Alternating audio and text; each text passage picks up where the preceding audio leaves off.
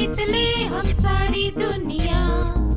बीच हमें आज बोने दो, रोज उसे थोड़ा बढ़ने दो। छू लेंगे आकाश हम, मन के विचार हकीकत बने। सिद्धि फल से आनंद देंगे, कोशिश कर बढ़े, सोच बुलंद करे।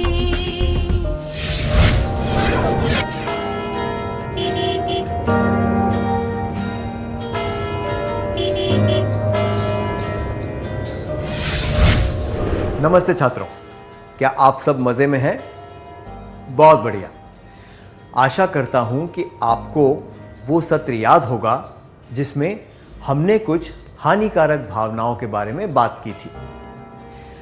हमने एक गीत भी गाया था। क्या आपको वो गीत याद है? क्या हम वो गीत फिर से गाएं?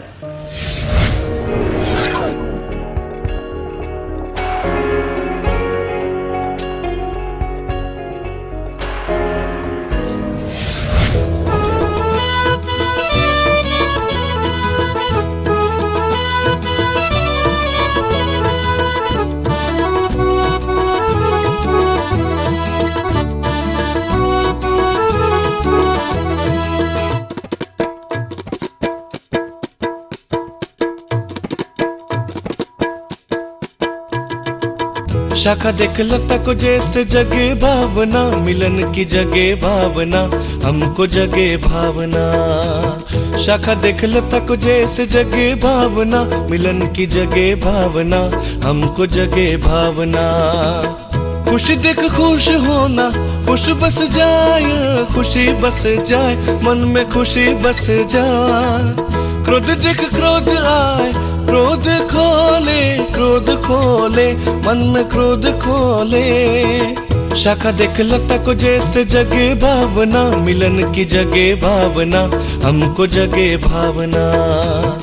अद्भुत मुख देख आश्चर्य बढ़े, आश्चर्य बढ़े, मन में आश्चर्य बढ़े। भयभीत मुख देख भयभीत होत, भयभीत होत, मन भयभीत हो। शाखा देख लता को जैसे जगे भावना, मिलन की जगे भावना, हमको जगे भावना।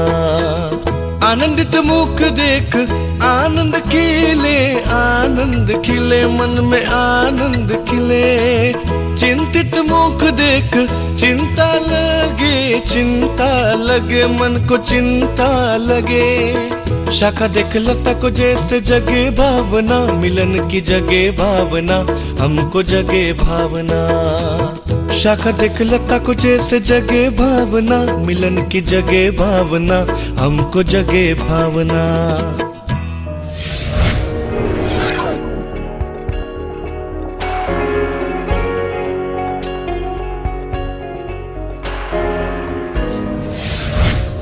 आप सबने बहुत अच्छी तरह गाया। हमने सीखा था कि मज़ा, चिंता, अपमान, आश्चर्य, डर, गर्व, गुस्सा और खुशी, ये कुछ मूल भावनाओं के नाम हैं जिन्हें सभी लोग महसूस करते हैं। हमने ये भी सीखा था कि मज़ा, आश्चर्य, गर्व और खुशी सकारात्मक और अहानिकारक भावनाएं हैं। हमने ये भी देखा था कि गुस्सा, चिंता, अपमान और डर हमारे और दूसरों के लिए हानिकारक होते हैं। हम गुस्से और चिंता के बारे में पहले ही चर्चा कर चुके हैं। हमने ये भी देखा था कि ये भावनाएं कितनी हानिकारक होती हैं, हम इन्हें कैसे व्यक्त करते हैं और हमें इन भावनाओं को काबू में कैसे करना चाहिए। आज के सत्र में हम डर और अपमान के बारे में बात करेंगे। आइए पहले डर के बारे में बात करें। क्या आपको कभी डर लगा है? कई बार, है ना? कल्पना कीजिए कि आप सड़क पर चल रहे हैं। अचानक पीछे से आपको एक तेज आवाज सुनाई देती है। आप डर जाते हैं और मुड़कर देखते हैं। क्या दो छात्र स्वेच्छा से आकर इस दृश्य का अभिनय करके दिखाएंगे? एक छात्र को सड़क पर चलते हुए तेज आवाज सुनकर डर की भावना को दर्शाना है और दूसरे छात्र को पीछे खड़े होकर वो तेज आवाज करनी।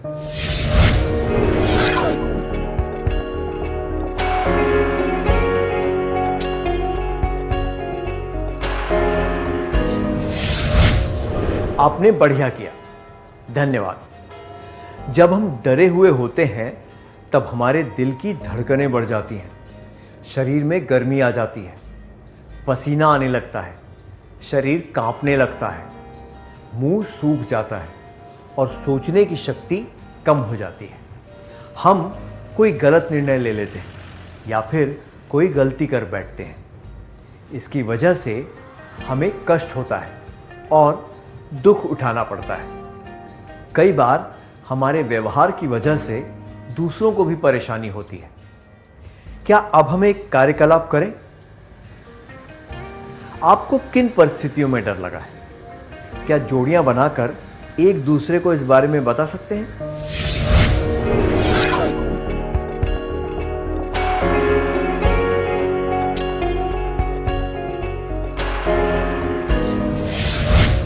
कई बार हमें इन परिस्थितियों में डर लगता है जब बहुत अंधेरा होता है, जब हम कोई जहरीली चीज या जानवर देखते हैं, जब हम बहुत ऊंचाई पर होते हैं, जब हम कोई गलती करते हैं। क्या आपने कभी सोचा है कि हमें इन परिस्थितियों में डर क्यों लगता है? जब हम असुरक्षित महसूस करते हैं या हमें लगता है कि कोई खतरा है, तब हम डर जाते हैं। हम अंधेरे में डर जाते हैं क्योंकि हमें लगता है कि अंधेरे में कोई व्यक्ति या वस्तु हमें हानि पहुंचा सकती है। इसी वजह से हम जहरीली चीज़ों या जानवरों से भी डरते हैं। हम ऊंचाई से डरते हैं क्योंकि हमें ये लगता है कि हम अपना संतुलन खो देंगे और नीचे गिर जाएंगे। हम गलती करने के बाद डर जाते हैं क्योंकि हमें लगता है कि हमारी गलती पकड़ी जाएगी या हमें सज़ा मिलेगी या फिर लोग हमें बुरा समझेंगे। अब डर का सामना कैसे करते हैं? आपने अपने दोस्त को बताया था कि आपको किन बातों से डर लगता है। क्या अब आप में से कुछ छात्र कक्षा के सामने बताएंगे कि आपने उस डर का सामना कैसे किया था?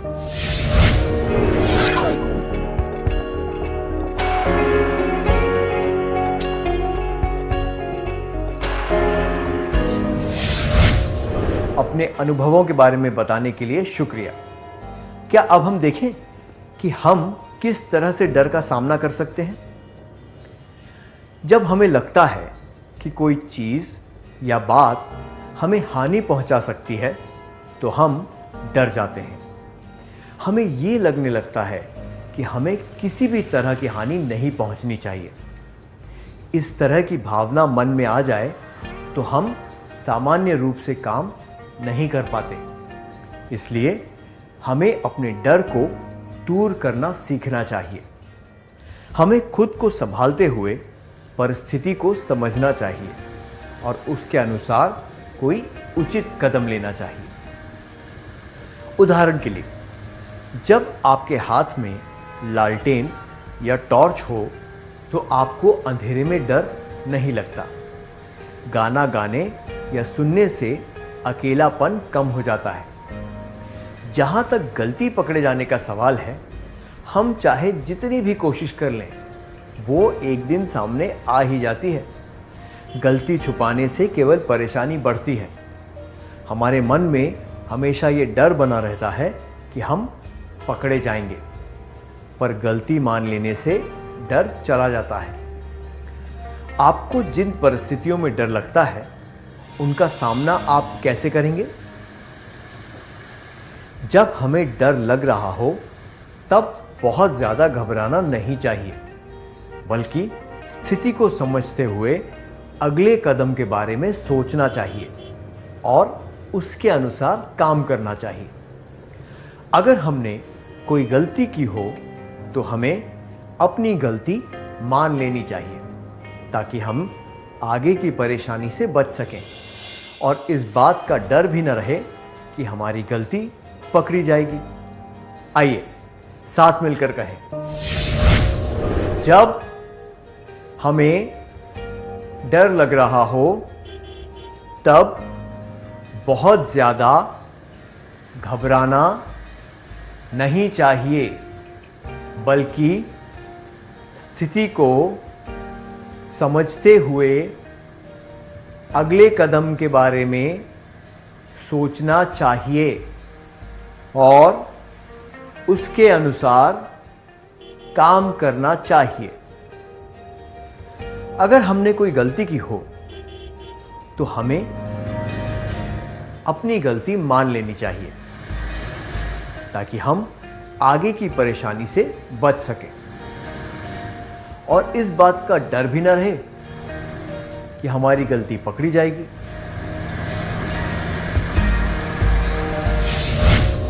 हमने देखा कि किन परिस्थितियों में हमें डर लगता है।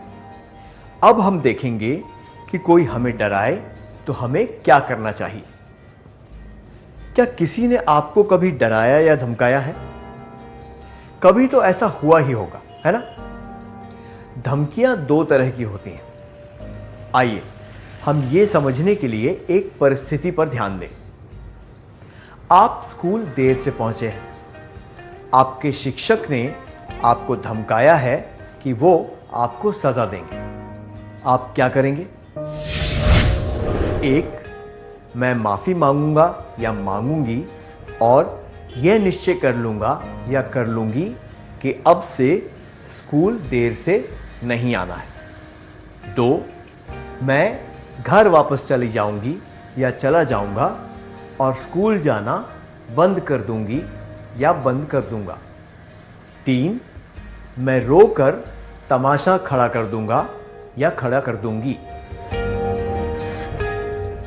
मैं घर वापस चला जाऊंगा या चली जाऊंगी और स्कूल जाना बंद कर दूंगा या कर दूंगी, और मैं रोकर तमाशा खड़ा कर दूंगी या खड़ा कर दूंगा। ये दोनों जवाब उचित नहीं है। ये दर्शाते हैं कि आपने शिक्षक के इरादों को समझने की कोशिश नहीं की।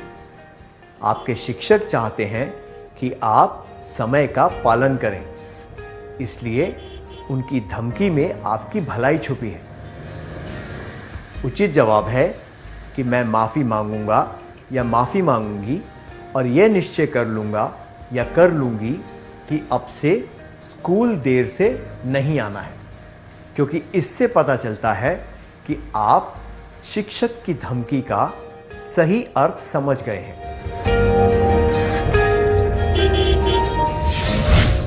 कभी कभी हमारे माता पिता या हमारे शुभचिंतक हमारी भलाई के लिए हमें धमकाते हैं। यह धमकी ही होती है, पर यह हमारे भले के लिए ऐसा करते हैं। उदाहरण के लिए, अगर हमें परीक्षा में अच्छे अंक ना मिले और हम सभी विषयों में पास ना हो तो वे हमें धमका सकते हैं कि हमारा स्कूल जाना बंद करवा देंगे, या फिर वो हमें यह कहकर डरा सकते हैं कि सड़क पार करते वक्त ध्यान न देने पर हमारे साथ कोई दुर्घटना हो सकती है। ये सब बातें सही इरादे से कही जाती हैं और हमारी भलाई के लिए होती हैं। हमें उन इरादों को अच्छी तरह समझकर उचित तरीके से काम करना चाहिए। वास्तव में ये बातें धमकियां नहीं होती, बल्कि सही तरीके से दी गई चेतावनी होती है। उचित कारण के लिए दी गई चेतावनी कोई धमकी नहीं होती, वो तो केवल सावधान रहने के लिए कही गई एक बात होती है। आइए फिर से कहें, उचित कारण के लिए दी गई चेतावनी कोई धमकी नहीं होती, वो तो केवल सावधान रहने के लिए कही गई एक बात होती है।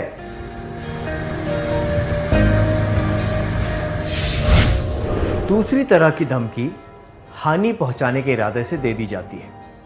उदाहरण के लिए, अगर कोई कहे कि अगर तुमने ये बात किसी को बताई तो तुम्हारी खैर नहीं, तो ये बात तुरंत किसी ऐसे व्यक्ति को बतानी चाहिए जिस पर आप विश्वास करते हो। इसलिए जब कोई हमें हानि पहुंचाने वाली धमकी दे तो ये बात तुरंत किसी ऐसे व्यक्ति को बतानी चाहिए जिस पर हम विश्वास करते हो। आइए फिर से कहें, जब कोई हमें हानि पहुंचाने वाली धमकी दे तो ये बात तुरंत किसी ऐसे व्यक्ति को बतानी चाहिए जिस पर हम विश्वास करते हों। क्या कभी कभी डर जरूरी होता है या फिर हमें किसी भी बात का डर नहीं होना चाहिए? कुछ बातों में डर जरूरी होता है। किसी आपत्तिजनक या असामाजिक काम के संदर्भ में डर जरूरी होता है, जैसे कि झूठ बोलना, चोरी करना, बेईमानी करना इत्यादि। क्या हम अगली भावना के बारे में जानें जिस पर हमें ध्यान देने की जरूरत है? जब कोई व्यक्ति ऐसा कुछ कहता या करता है जिससे हमारे आत्मसम्मान को ठेस पहुंचे तो हम अपमानित महसूस करते हैं। उदाहरण के लिए, अगर आपके शिक्षक को आपको क्लास के बाकी छात्रों के सामने डांट दें और सारे छात्र आप पर हंसने लगें तो आप अपमानित महसूस करते हैं। जब हमें अपमानित किया जाता है तो हम अपने आप को तुच्छ महसूस करने लगते हैं। हमारा आत्मविश्वास कम हो जाता है, हमारा काम बेअसर हो जाता है, हमारी कोशिशें कम हो जाती हैं और विकास में बाधा पड़ जाती है। ये बातें उन सभी के लिए सत्य हैं जिन्हें अपमान सहना पड़ा हो। क्या अब हम एक कार्यकलाप करें? मैं चाहता हूं कि आप सब जोड़ियां बनाकर बैठें। क्या आप सब फटाफट अपने दोस्त के पास जाकर बैठ सकते हैं? अब एक दूसरे को ऐसे अनुभव के बारे में बताना है जब आपका अपमान हुआ था। आपका साथी आपसे नजरें मिलाते हुए आपकी बातें ध्यान से सुनेगा। जब आपकी बातें पूरी हो जाएं, तब आपको अपने साथी के अनुभवों के बारे में ध्यान से सुनना होगा।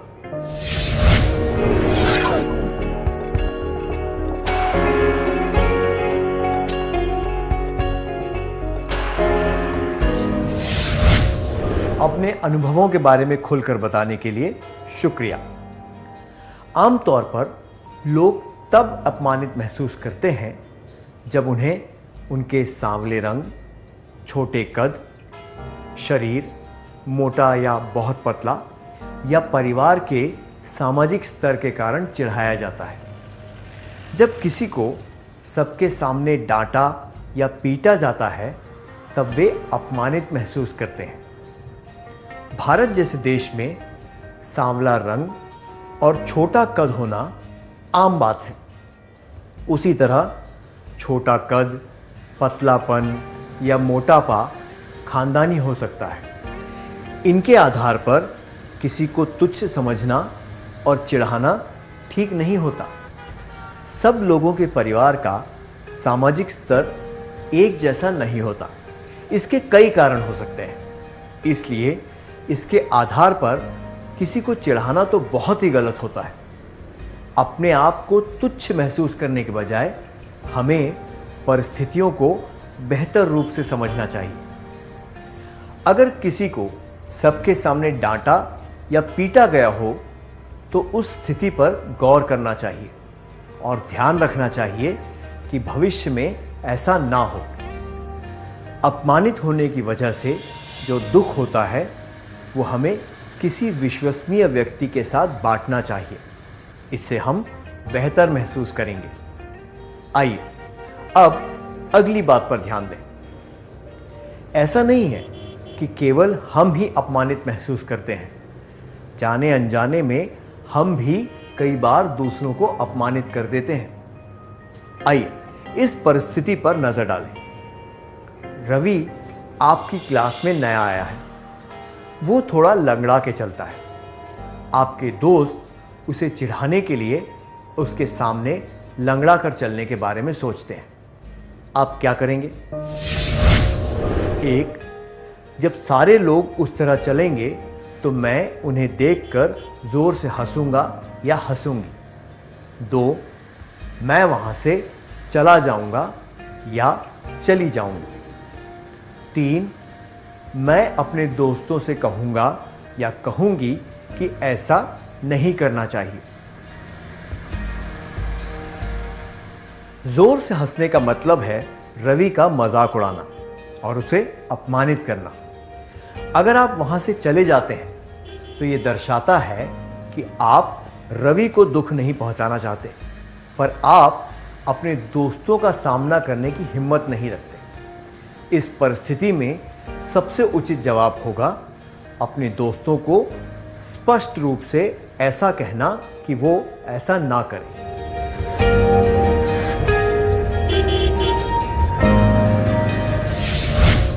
क्या अब हम एक कार्यकलाप करें? क्या आप अपने करीबी दोस्त को किसी ऐसी घटना के बारे में बताएंगे जब आपने किसी का अपमान किया हो? जब आप बात करें तब आपके दोस्त को आपसे नजरें मिलाते हुए ध्यान से आपकी बात सुननी है। फिर जब आपका दोस्त बात करे तब आप भी उसकी बात ध्यान से सुनेंगे।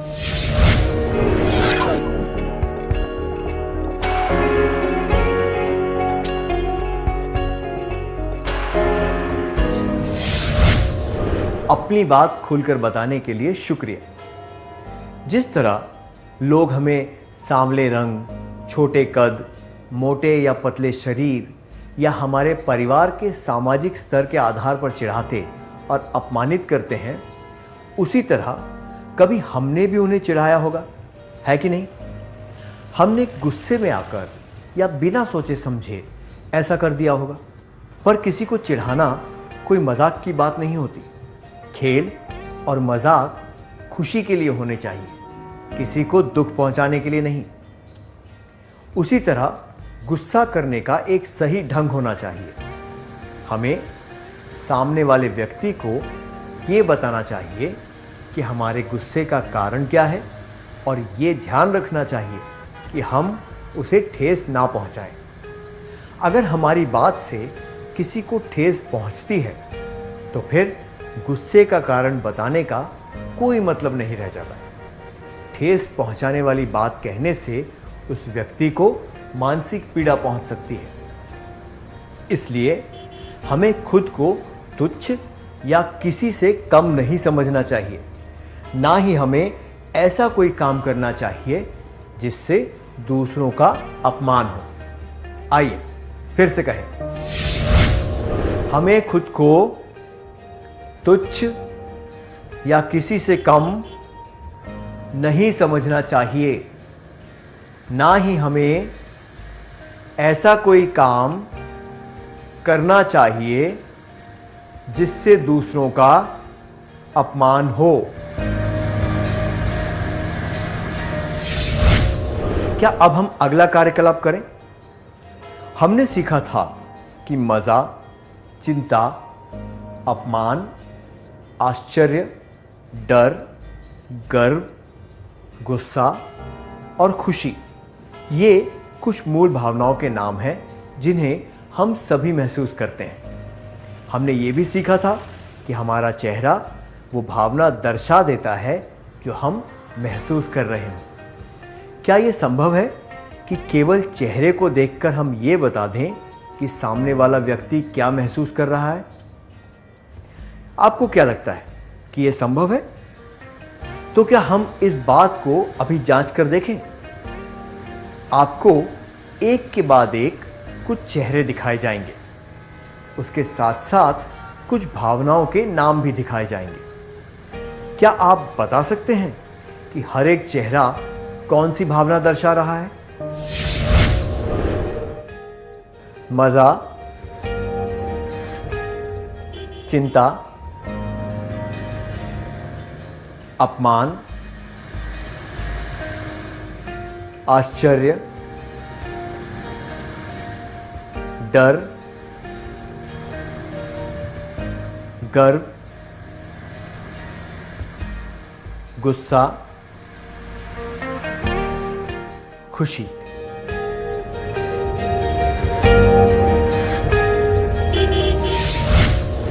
शाबाश।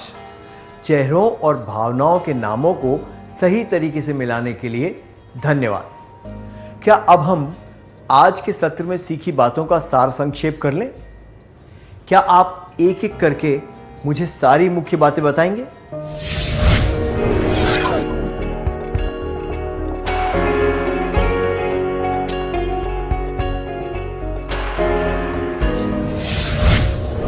जब हमें डर लग रहा हो तब बहुत ज्यादा घबराना नहीं चाहिए, बल्कि स्थिति को समझते हुए अगले कदम के बारे में सोचना चाहिए और उसके अनुसार काम करना चाहिए।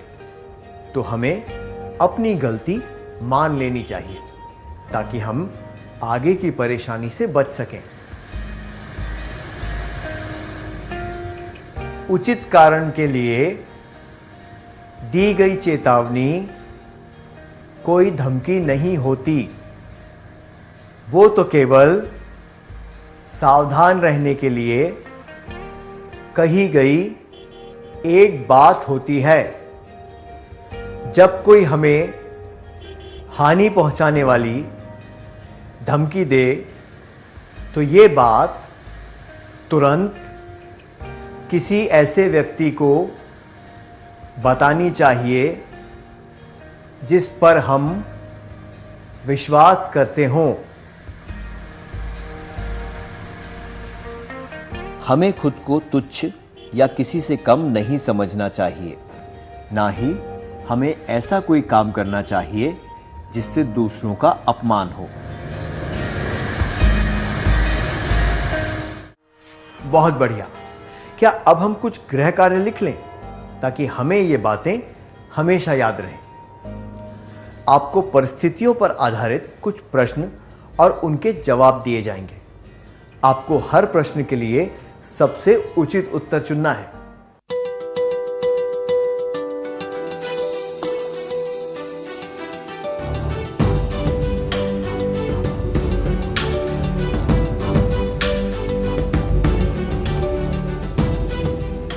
प्रश्न 1। अगर आपका कोई दोस्त हकलाकर बोलता हो तो आप क्या करेंगे? उत्तर 1। मैं उसकी बात रुचि लेकर सुनूंगा या सुनूंगी। 2। दूसरों को खुश करने के लिए मैं उसकी नकल उतारूंगा या उतारूंगी। 3। परेशान होते हुए उससे कहूंगा या कहूंगी कि जो भी कहना है जल्दी कहो। प्रश्न 2। अगर कोई आपकी रंगीन पेंसिल का डब्बा उठाकर ले जाए और आपसे कहे कि खबरदार जो ये बात किसी को बताई, तब आप क्या करेंगे? उत्तर 1। मैं इस बारे में किसी से नहीं कहूँगा या कहूँगी। 2। उस व्यक्ति से बचकर रहूँगा या रहूँगी। 3। इस बारे में किसी विश्वसनीय व्यक्ति को बताऊँगा या बताऊँगी। प्रश्न 3। आप छोटे कद के हैं। जब कोई इस बारे में आपका मजाक उड़ाए तो आप क्या करेंगे? उत्तर 1। मैं उस व्यक्ति के साथ झगड़ा करूंगा या झगड़ा करूंगी। 2। मुझे इस बात का खेद होगा कि मेरा कद छोटा है। 3। मैं उस बात पर ध्यान नहीं दूंगी क्योंकि मुझे उससे कोई फर्क नहीं पड़ता है।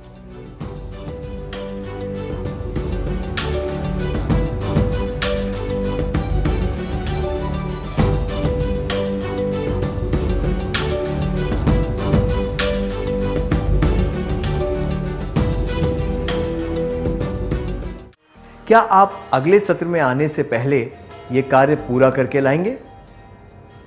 हम फिर मिलेंगे। नमस्ते।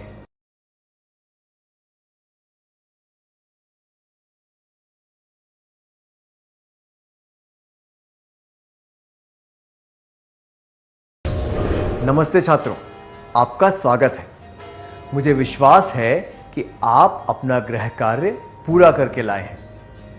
क्या हम अपना उत्तर जांच लें?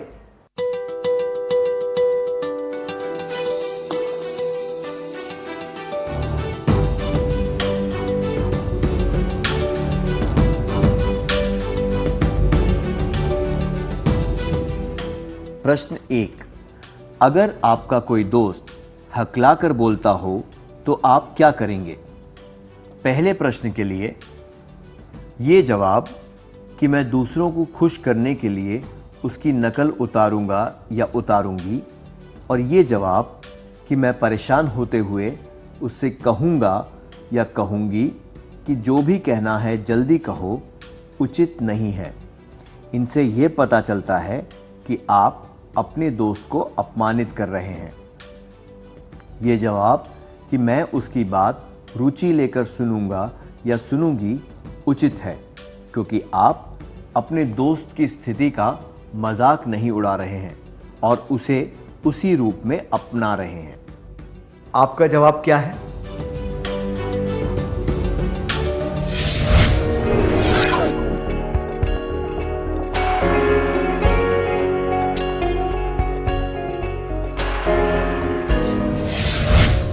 प्रश्न 2। अगर कोई आपकी रंगीन पेंसिल का डब्बा उठाकर ले जाए और आपसे कहे कि खबरदार जो ये बात किसी को बताई, तब आप क्या करेंगे? प्रश्न 2 के लिए ये जवाब कि मैं इस बारे में किसी से नहीं कहूँगा या कहूँगी, या उस व्यक्ति से बचकर रहूँगा या रहूँगी, उचित नहीं है। इनसे पता चलता है कि आप डर गए हैं। ये जवाब कि मैं इस बारे में किसी विश्वसनीय व्यक्ति को बताऊंगा या बताऊंगी दर्शाता है कि कोई धमकी मिलने पर आप सही कदम उठाना जानते हैं। इससे आप खुद को किसी भी प्रकार की हानि से बचा पाएंगे। आपका जवाब क्या है?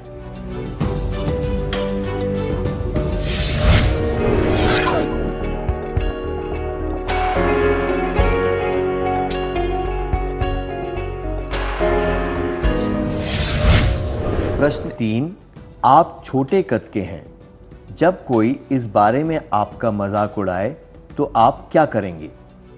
तीसरे प्रश्न के लिए ये जवाब कि मैं उस व्यक्ति के साथ झगड़ा करूंगा या करूंगी उचित नहीं है, क्योंकि अपमानित होने पर हिंसक हो जाने से उस समस्या का हल नहीं निकलता। ये जवाब कि मुझे इस बात का खेद होगा कि मेरा कद छोटा है दर्शाता है कि आप खुद को तुच्छ समझते हैं, इसलिए यह भी उचित नहीं है। मैं उस बात पर ध्यान नहीं दूंगा, नहीं दूंगी, क्योंकि मुझे उससे कोई फर्क नहीं पड़ता दर्शाता है कि आप खुद को किसी से कम नहीं समझते। इसमें आपका आत्मविश्वास झलकता है। आपका जवाब क्या है?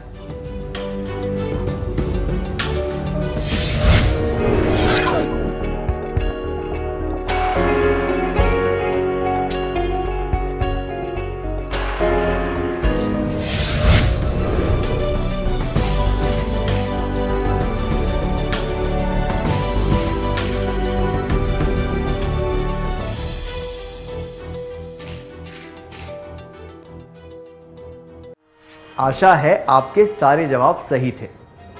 अगर नहीं तो अगली बार अपनी गलतियों से सीखकर सही जवाब देने की कोशिश करें। क्या हम अगला सत्र शुरू करें?